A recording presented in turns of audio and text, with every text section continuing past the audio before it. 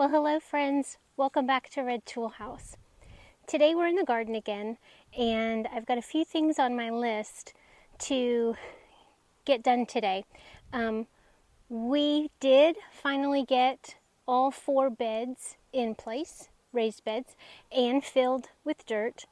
And right now, as you can see, a couple of them behind me, still covered with the tarps that we have. So what I want to do today, one of the things I want to do today is to take those tarps off, and I'm going to use them elsewhere here in the garden bed to cover all of these weeds for about a month or so until it's time for us to be able to plant in the ground. And then I have a roll of landscape fabric that I just purchased that I want to use to cover the raised beds. Again, we have another month or so before we start moving things out from the grow tent, and I want to go ahead and keep this covered with the landscape fabric and then be able to burn the holes into the fabric for individual plants that we're going to put into these raised beds. We're going to try that and see if that works well for us. It'd be nice to not have to be pulling so many weeds if we can reduce that amount. Also, because all of this soil that we filled these beds with is from other areas on the property. There are a lot of weed seeds in it, and we just want to keep that down to a minimum, the best that we can. So that's one of the projects for today. Another project is we have some beautiful pampas grass that just is growing wild in the forest. Not a ton of it, but we've got a few plants up there that are prettier than the ones that we've actually planted in the yard here.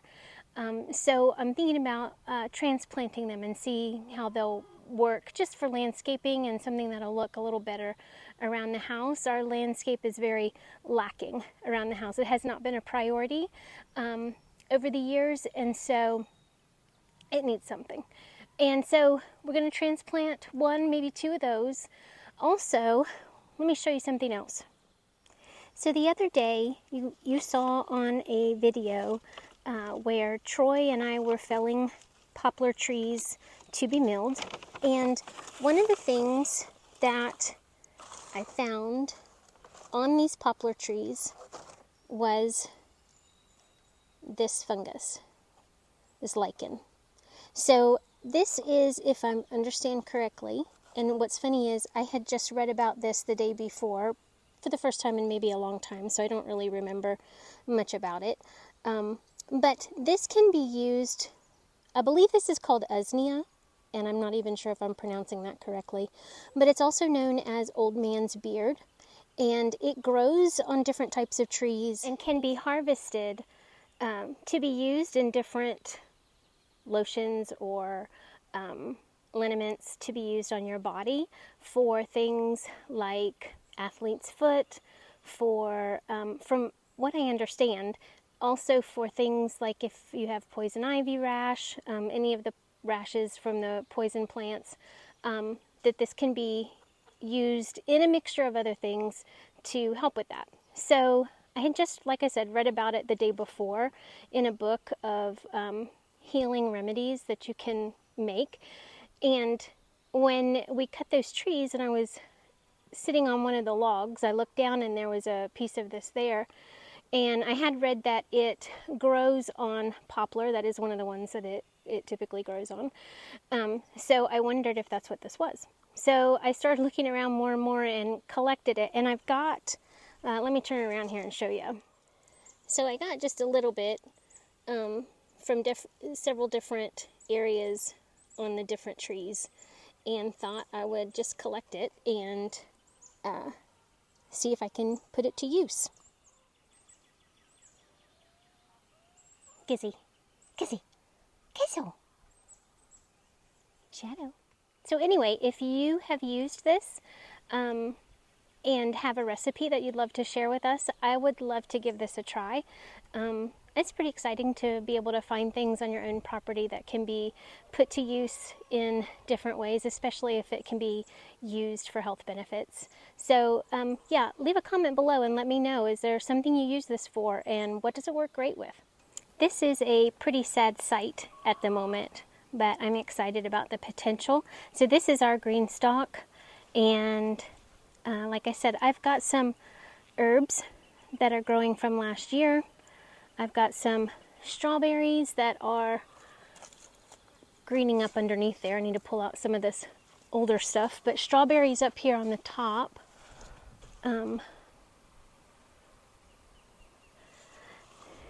This is some lavender from last year that I had just put a few sprigs in there last year, so I was curious as whether it was going to make it or not. Some thyme. This is a piece of oregano that I transplanted when I was weeding the beds last week. And then it looks like I had some flowers and some other things in here that I don't recall exactly what all they were, but I'm not sure if they are going to make a comeback again this year. This area right here is a raised bed that Troy added last year, that he moved some of the blackberries from the around the garage back here, along with some comfrey that's coming up again nicely. Here's my sad lavender from last year. You probably can't even tell that that's lavender. And then again, here's what this area looks like now, covered with the tarps. We had another day of rain yesterday, quite a bit of rain. So once again, we've got a lot of mud, but we were able, in between the mud seasons, able to get these raised beds, these last two raised beds filled, and pretty nicely. I'm pretty excited about it. So we want to even this out a bit. This is quite lumpy with all of the equipment work in here. And again, this is why we want to lay the tarps out in the garden for the weeds.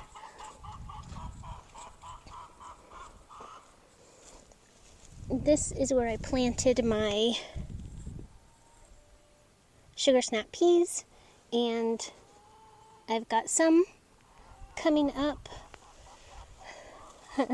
very minimally. These are some snow peas coming up, and you can't see them, but I planted more sugar snap peas down here simply because I didn't have enough snow peas to fill in this whole side of the trellis. I'll give you a look at the plants inside the grow tent right now. They don't look like much. I do have, most everything has germinated, but they're still very tiny. And I'm thinking that the lights in the grow tent are a little bit too strong, because I'm noticing what I'm thinking looks like it's trying to burn up some of the plants. And it's not that the soil is drying out, because I've been keeping them watered well, but the plants, and I'll show you here, the actual greenery on the plants looks pretty dark in some spaces, pretty light in some spaces, like maybe it's just too much light. So we have two grow lights on in the tent, and I have disconnected one of them because I wanted to see if that was the problem. Because I've got the plants on the shelving, they're different heights from the grow lights. So I was seeing that some of them were starting to look leggy, some of them were starting to look burned up, but the ones that were looking burned, most of them were looking like they were getting too much sun, no matter what level they were from the grow lights. I have moved them around so that there wasn't always the same plants on the top shelf, and I just kind of have been recirculating them so that they each get an equal amount of time close to the light versus far away from the light. So I just think that one of those lights was having both of those lights was just too much for them, I'm thinking. So I have turned one of those off, and we'll just see if they do a little bit better. But I was thinking there was one plant in particular, the yellow bell peppers, that I was having no germination whatsoever, so I just gave up on those and thought, well, I'm just going to replant those pods with something else. And all of a sudden one popped up. And this has been, goodness, 3 to 4 weeks maybe since I've planted them. So that took a long time. So I'm just waiting to see if any more pop up. We'll see.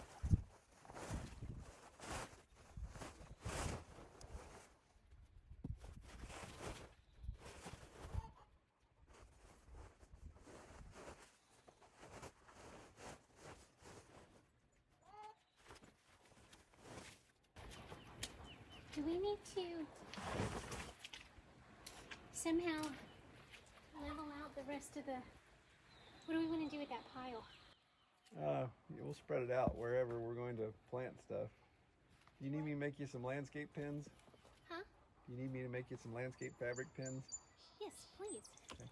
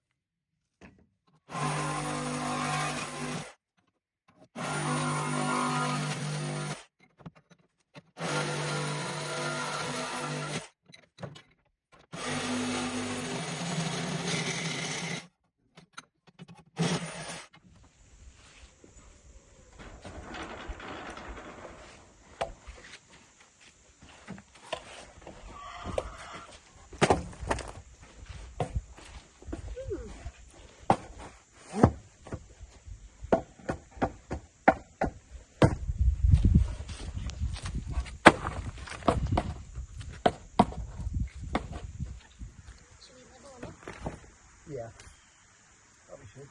So do you have a level here? It's in the garage.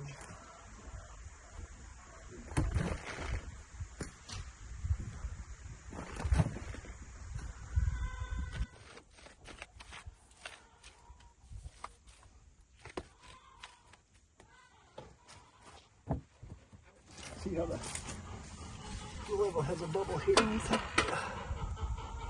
Dead on.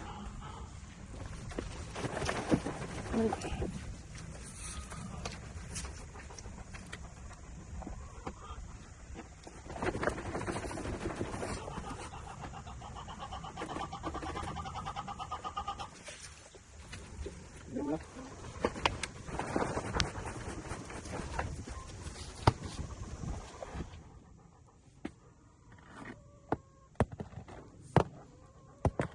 Yeah, I think so.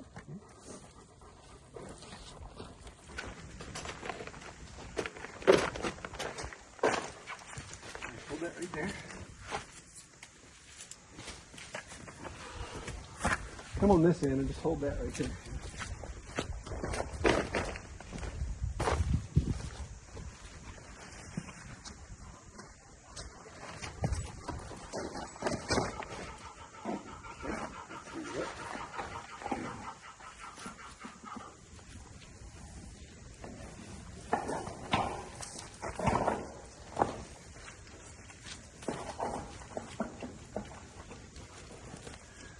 Center the best you can.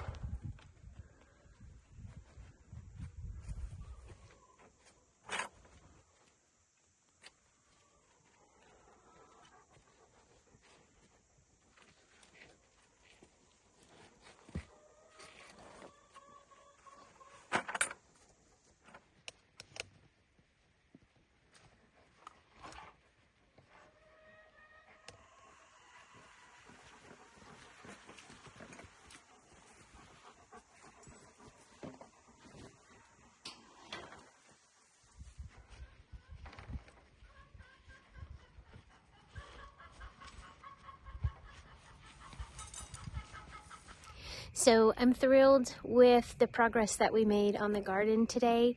With Troy's help, we were able to get the beds covered and add a couple more little raised beds in here with the arch trellis, and I'm very excited about that. We're going to add a couple more.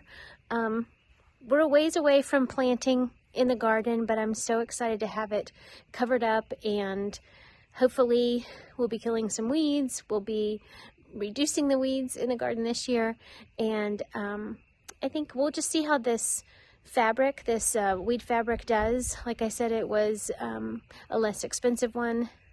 We got it at Sam's, actually. It was only $30 for 225 feet, I think I said. So we'll let you know how it does. And it seems to be pretty good quality, but it's not something that I work with on a regular basis, so we'll see. Thank you guys so much for joining us. I appreciate you spending your time with me, and we'll catch you on the next one.